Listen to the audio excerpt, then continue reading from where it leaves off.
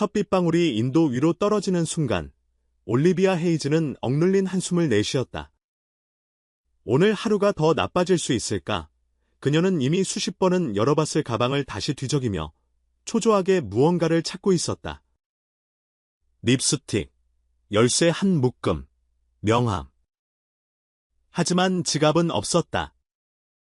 휴대전화는 배터리가 나가 있었다. 그녀는 눈을 질끈 감았다.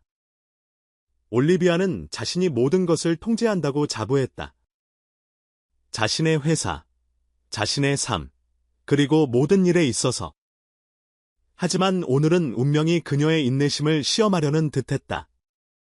하루 종일 중요한 투자자 미팅을 마치고 택시에서 내리다 지갑을 분실했으니 신용카드도 현금도 전부 사라진 상황이었다. 거기에 버스 정류장까지 왔건만 요금을 낼 돈조차 없었다. 그리고 꼭 이럴 때 비까지 오기 시작했다.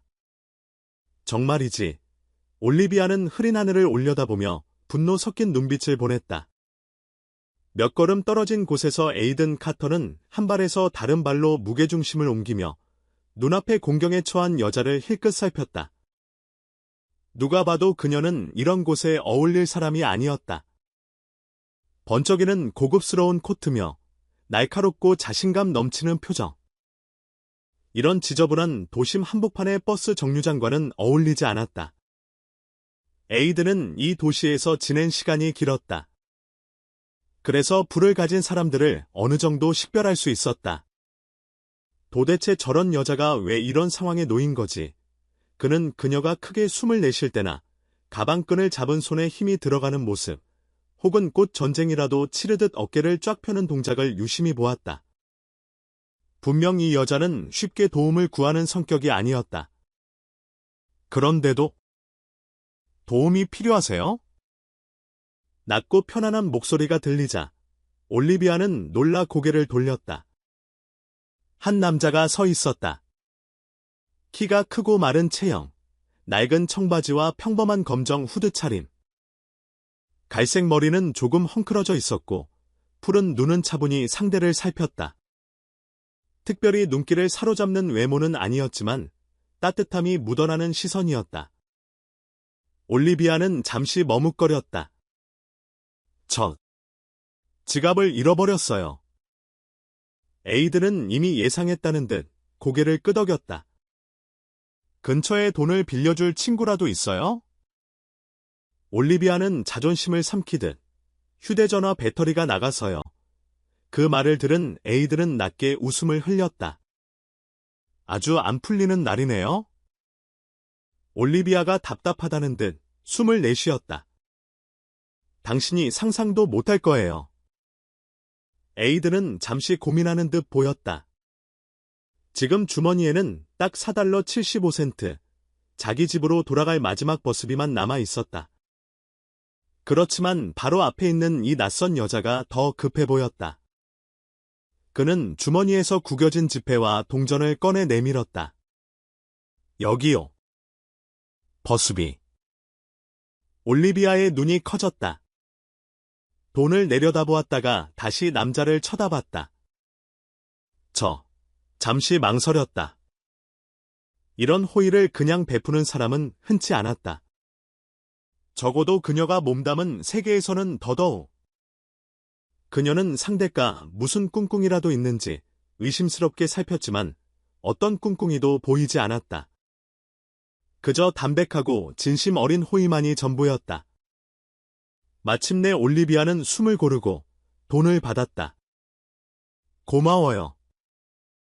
에이든은 어깨를 으쓱했다.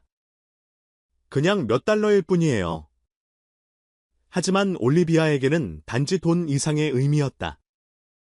반드시 갚을게요. 그녀는 벌써 이 사람을 어떻게든 다시 찾아보겠다고 마음먹었다. 에이든은 다시 웃으며 고개를 저었다. 신경 쓰지 마세요. 언젠가 다른 누군가를 도와주면 됩니다. 그 말에 올리비아는 잠시 굳었다. 그는 아무런 대가를 바라지 않았다. 이상하게도 그 점이 그녀의 마음을 흔들었다. 뭔가 더 말하고 싶었지만 버스가 도착해버렸다. 올리비아는 잠깐 망설였으나 결국 올라탔고 문이 닫히면서 그녀는 창문 밖을 내다봤다. 빗물에 번지는 유리창 너머로 에이든이 여전히 주머니에 손을 넣은 채 버스가 떠나는 걸 조용히 지켜보고 있었다. 그는 전혀 몰랐다. 자신이 몇 달러를 건넨 사람이 사실은 전 재산으로 버스 회사를 통째로 살 수도 있는 여인이라는 걸.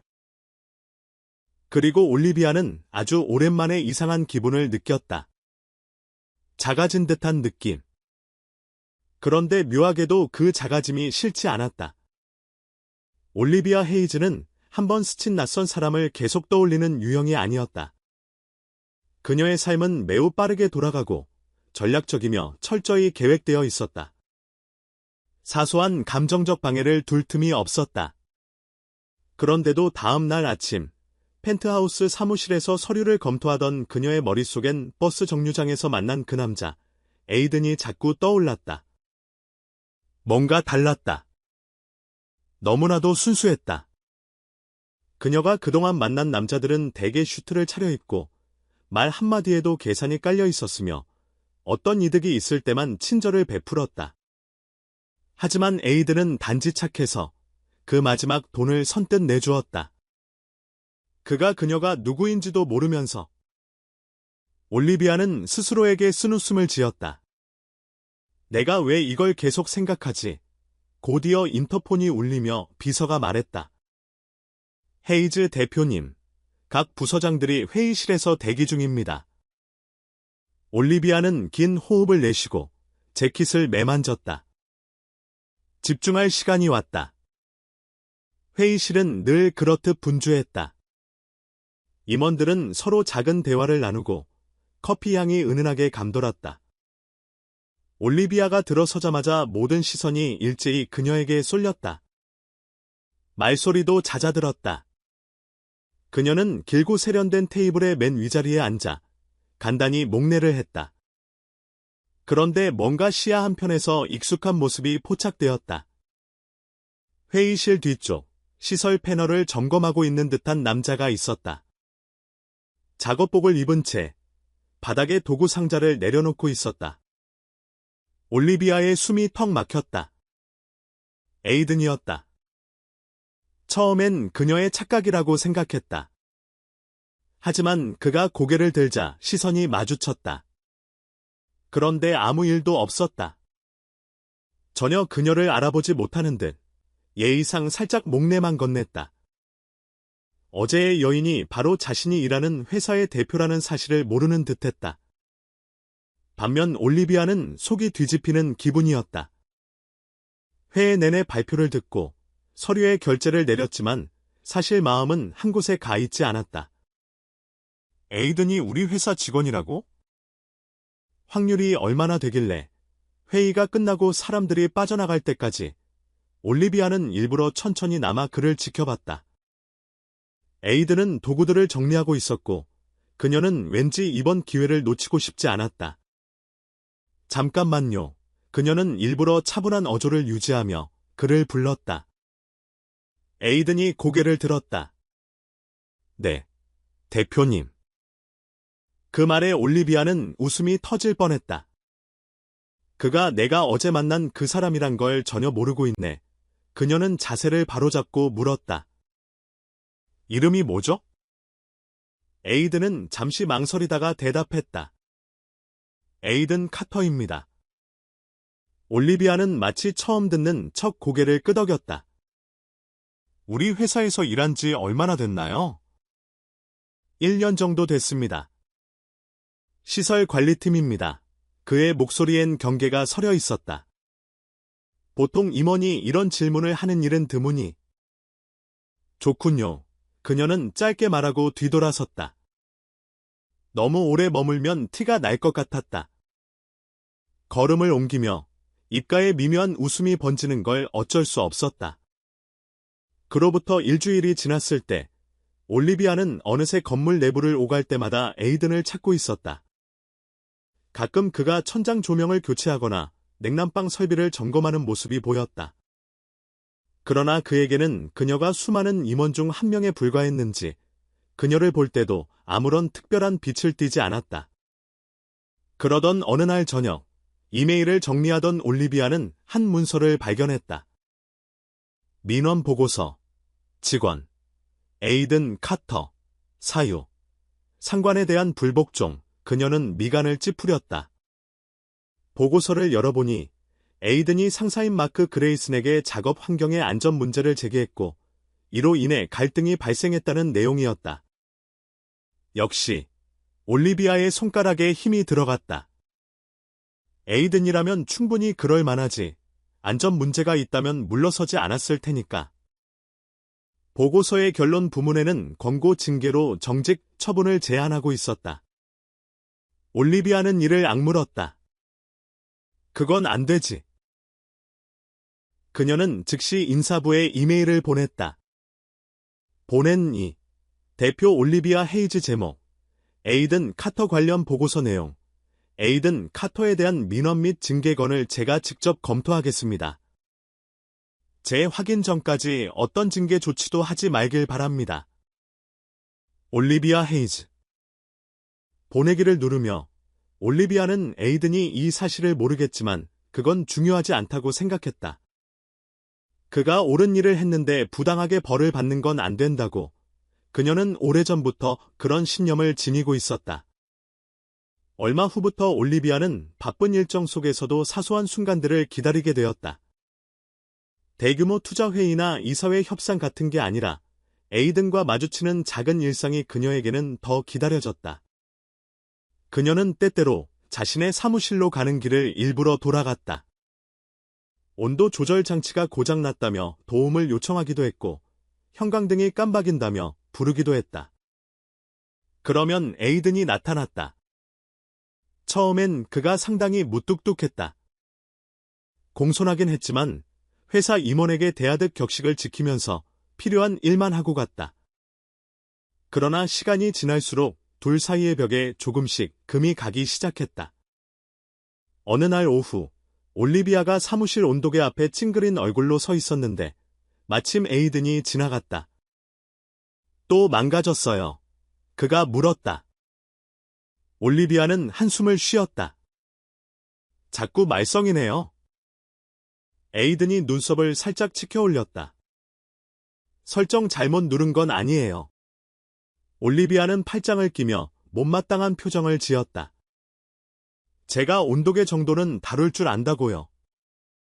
에이든은 미소를 짓고는 부드럽게 버튼을 몇 번 조정했다. 됐어요. 이제 당신의 높은 지위에 걸맞게 딱 적절한 온도가 유지되겠네요. 올리비아는 조금 빈정거리는 듯한 그의 말에 눈을 흘기며 정말 큰 은혜를 베푸셨네요. 에이든은 웃으며 제 공적은 당신이 나중에 갚으면 되죠. 그렇게 장난스런 말이 오가며 예전의 딱딱함은 조금씩 풀려갔다. 그 뒤로 올리비아는 에이든의 삶에 대해 조금씩 알게 되었다. 그가 집세를 내기 위해 두 개의 일을 병행한다는 것, 원래는 공학을 공부하고 싶었지만 학비가 없어 포기했다는 것, 부모를 여의고 동생을 돌보며 살아왔다는 것. 그러나 에이든은 결코 자신의 상황을 불평하지 않았다. 그냥 묵묵히 받아들이는 태도였다.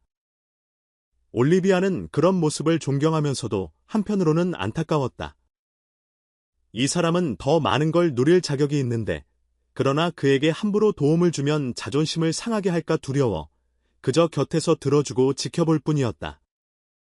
그러는 사이 그녀에게 에이든은 단순한 시설 관리 직원이 아니게 되었다. 어느 날 저녁 에이든은 늦은 근무를 마치고 밖으로 나왔다. 그때 거리 한편에서 누군가와 대화를 나누는 올리비아를 보았다. 깔끔한 검정 슈트를 입은 남자와 함께였다. 잠시 후 고급스러운 차가 도착했고 올리비아는 아무 망설임 없이 뒷자리에 올라탔다. 에이든은 뭔가 이상하다고 느꼈다.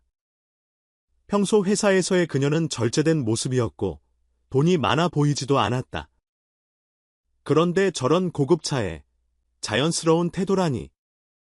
그리고 그는 처음으로 궁금해졌다. 올리비아 헤이즈. 대체 누구지? 답은 그 다음 날 바로 드러났다. 그는 자판기를 고치고 있었는데 직원 휴게실에서 다른 이들이 대화하는 소리가 들렸다. 올리비아 대표님 새 인터뷰 봤어. 봤지. 진짜 대단하더라. 30살에 이미 엄청난 규모의 회사를 운영한다니 에이든은 손을 멈추고 귀를 기울였다. 스캔들이나 과시 같은 것도 없고 머리도 비상하고 결단력도 뛰어나잖아.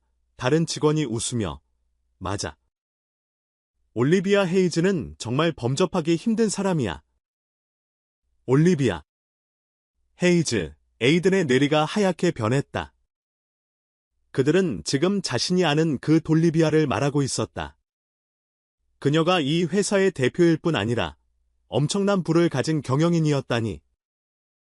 에이든은 자신이 크게 착각하고 있었다는 걸 깨달았다. 그는 그녀를 그저 임원 정도로만 생각했지. 사실 그녀가 회사 전체를 이끄는 대표이자 엄청난 재력을 가진 인물이라는 사실은 전혀 몰랐다. 그동안 그녀와 수많은 대화를 나누면서도 수트에 얽매인 말만 번지르르한 고위층과는 다른 친근하고 솔직한 사람이라 생각했다. 그런데 알고 보니 올리비아 헤이즈는 그의 상상보다 훨씬 높은 위치에 있었다. 백만장자, 대표, 자신과는 전혀 다른 세상에 사는 사람. 게다가 그녀는 그에게 이 사실을 한 번도 말해주지 않았다. 갑자기 배신감이 밀려왔다. 이게 다 노름이었나? 내가 누구인지 모르고 이 메인터넌스 직원과 이야기나 나누는 게 재밌었던 건가? 에이든은 혼란스러웠다. 확실한 것은 단 하나. 그는 이제 거리를 두어야 한다는 사실이었다. 이후 올리비아가 에이든을 다시 볼 때마다 이전과 달랐다. 그의 장난스러운 웃음도, 편안한 농담도, 눈빛도 모두 사라졌다. 인사는 짧아졌고 말투도 딱딱해졌다. 대화가 이어질라 치면 곧바로 자리를 피했다. 처음엔 착각일 수도 있다고 여겼으나 시간이 지날수록 그 태도는 더욱 분명해졌다. 에이든은 그녀를 마주칠 때마다 뒷걸음질 치듯 거리를 뒀다. 그리고 올리비아는 생각보다 훨씬 심한 상실감을 느꼈다. 며칠 뒤 또 한 번 겉도는 대화로 끝나버리고 나서 올리비아는 불안과 답답함에 휩싸였다. 왜 갑자기 이렇게 변했을까? 대충 짐작은 했지만 확신이 없었다. 이제는 직접 얘기를 해야만 했다. 그녀는 사무실에 가지 않고 건물 아래층 시설관리구역으로 발걸음을 옮겼다. 무엇을 기대했는지조차 모르겠지만 막상 코너를 돌자 고장난 냉방 장치를 수리하고 있는 에이든이 보였다. 그는 등을 보인 채 이미 땀으로 젖은 셔츠를 입고 까다로운 부품을 고치느라 고군분투 중이었다. 이 공간은 열기도 심해 숨이 턱 막힐 지경이었는데 에이든은 묵묵히 일에 집중하고 있었다. 올리비아는 그를 한참 지켜보다가 조용히 다가갔다. 도와줄까요? 에이든의 동작이 멈췄다. 그가 천천히 고개를 돌렸을 때 파란 눈은 알 수 없는 감정으로 어두워져 있었다. 여기서 뭘 하시죠? 그의 목소리는 낮고 조용했다. 올리비아는 주저앉아 그와 시선을 맞추려 했다. 그냥 당신이 필요로 할 수도 있다고 생각했어요. 에이든은 헛웃음을 지었다. 회사를 대표하는 사람이 에어컨 고치러 내려올 정도로 한가해졌나 보죠? 그의 비꼬는 말에 올리비아는 가슴이 아팠다. 난 여전히 똑같아요. 에이든. 그는 숨을 거칠게 내쉬며 아니요. 당신은 달라요. 올리비아 헤이즈. 어마어마한 부자이자 나와는 전혀 다른 세계에 사는 사람이죠. 올리비아는 잠긴 목소리로 말했다. 하지만 난 거짓말하지 않았어요. 거짓말할 필요도 없었겠죠. 에이든은 낮게 읊조렸다. 내가 착각하도록 놔뒀으니까.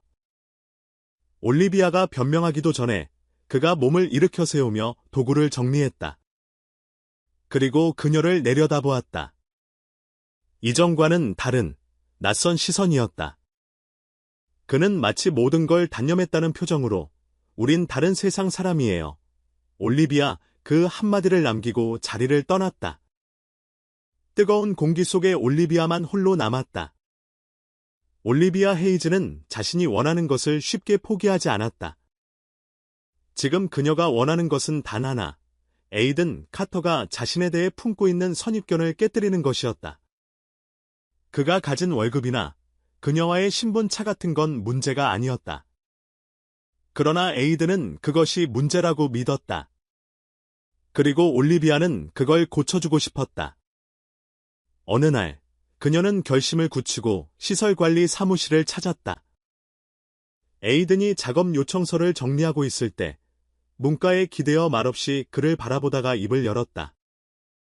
얘기 좀 할 수 있을까요? 에이든은 힐끗 올리비아를 보고 무슨 일로요? 라며 냉담하게 물었다. 그녀는 무심한 그의 태도를 애써 무시하고 말했다. 차 한잔 하면서 이야기합시다. 잠시 침묵이 흘렀고 에이든은 묘한 눈빛으로 그녀를 바라보다가 마침내 피곤한 듯 한숨을 쉬고 알았어요.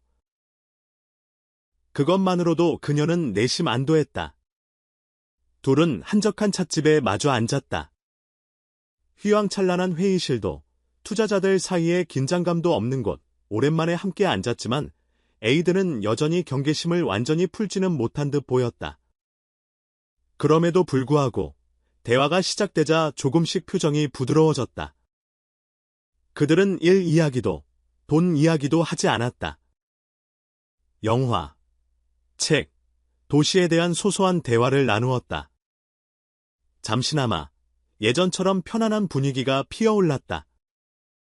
마치 그가 올리비아 헤이즈의 정체를 몰랐던 시절로 돌아간 듯.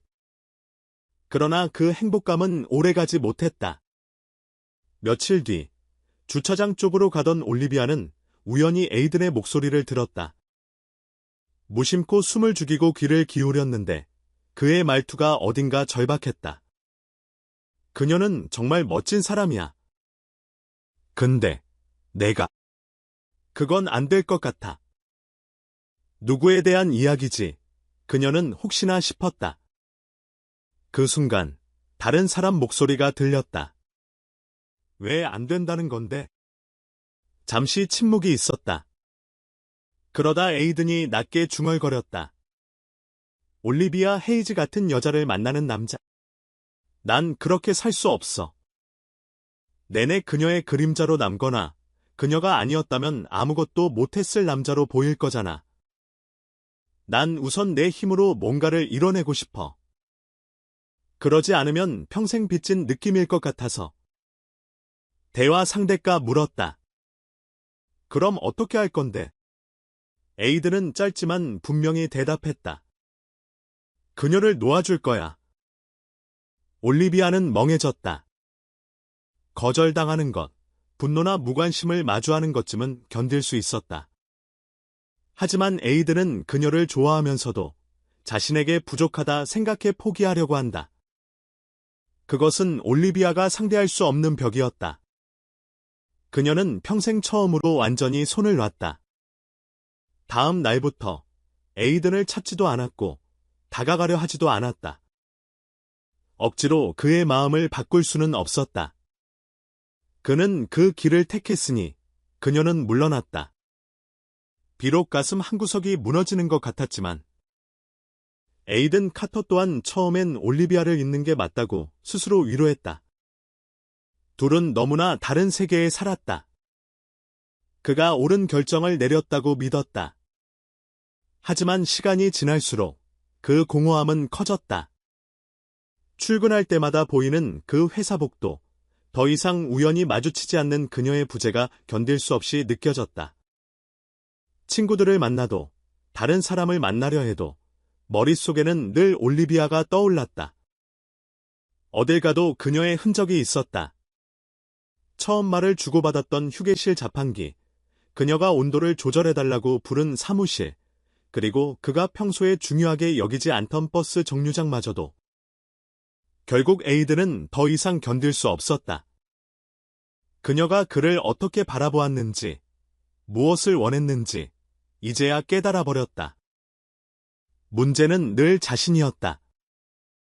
스스로를 부족한 남자라고 여기고 그녀가 더 높은 곳에 있다고 결론 지은 건 바로 자기 자신이었다.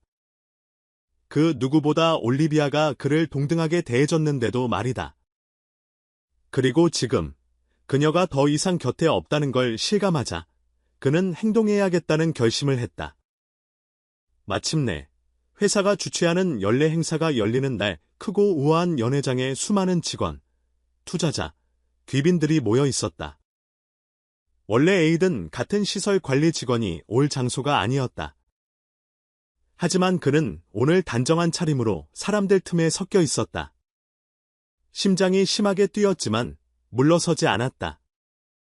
그리 오래 걸리지 않아 올리비아를 찾을 수 있었다.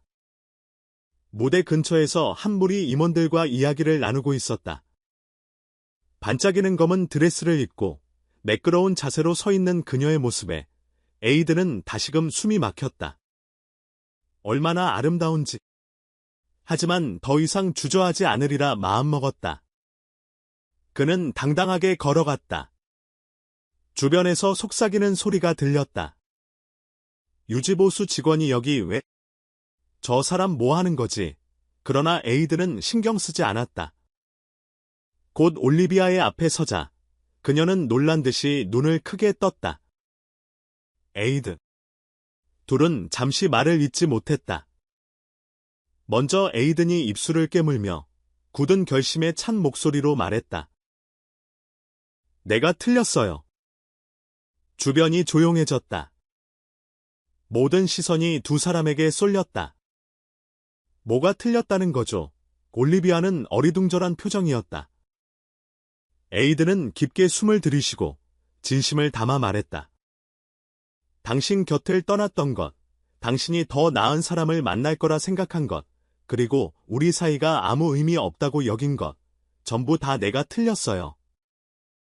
올리비아는 숨을 멈춘 듯했다.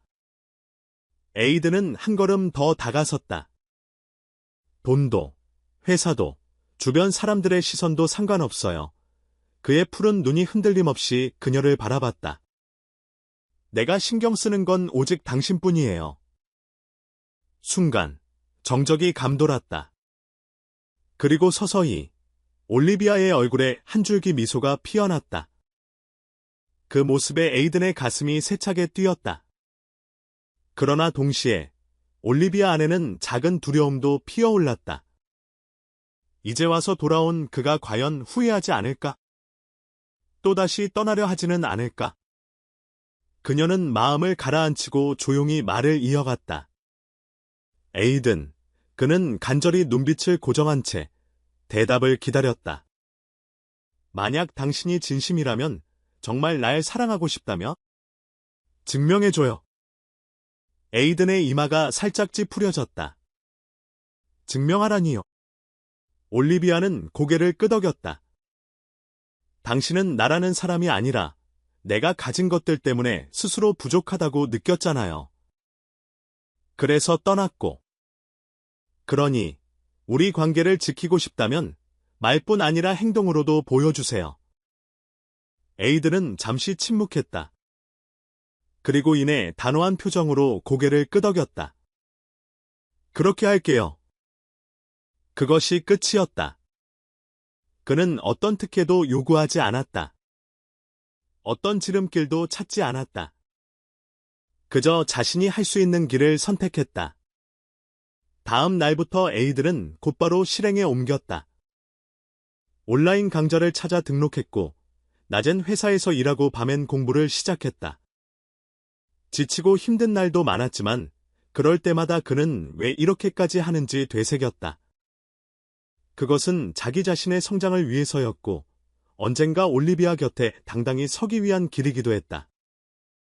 올리비아는 조용히 그 과정을 지켜봤다. 직접적으로 개입해 그를 도와주면 에이든의 자존심을 건드릴까봐 눈에 띄지 않는 작은 도움 정도만 보탰다. 예를 들어 추천서를 슬쩍 넣어주거나 소규모 장학금 기회를 만들어주는 식으로. 하지만 가장 큰 것은 그저 기다려주는 일이었다. 그가 정말 끝까지 할 수 있을까? 그러는 사이 둘은 가끔 연락을 주고받고 커피를 마시며 소소한 이야기를 나누었다. 다만 여전히 연인이라는 명칭도 공식적인 서약도 없었다. 마치 건쟁과 적절한 때가 오면 기라는 암묵적인 기약이었다. 그리고 시간이 흐르면서 올리비아는 깨달았다. 에이든이 증명하려고 하는 대상은 사실 자신뿐 아니라 그 자신에게도였다. 자기 자신에게 나는 할 수 있다. 나는 그녀와 어깨를 나란히 할 수 있다고 보여주고 싶었던 것, 그것을 보고 그녀는 다시 희망을 품었다. 이제 진짜 가능할지도 몰라. 1년이 지난 뒤 에이든 카터의 인생은 전혀 다른 모습이 되었다. 그는 밤낮으로 노력한 끝에 작은 규모지만 기술 설비를 전문으로 하는 자신의 회사를 창업했고 운영까지 안정적으로 해내고 있었다. 더 이상 그는 남의 그늘에서 일하는 시설 관리 직원이 아니었다. 진정으로 자신의 길을 찾아 나아가는 사장이 되었다. 그리고 이제 올리비아를 향해 자신의 마음을 제대로 전할 때가 왔다고 확신했다.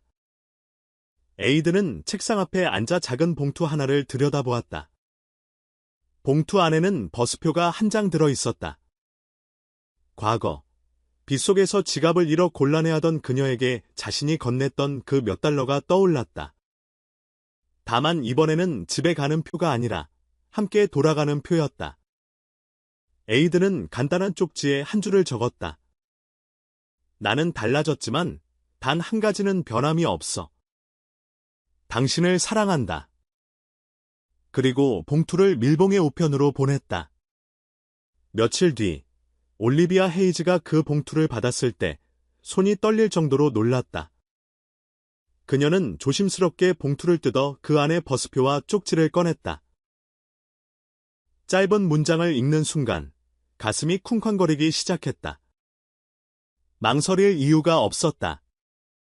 코트를 움켜쥐고 서둘러 밖으로 뛰쳐나갔다.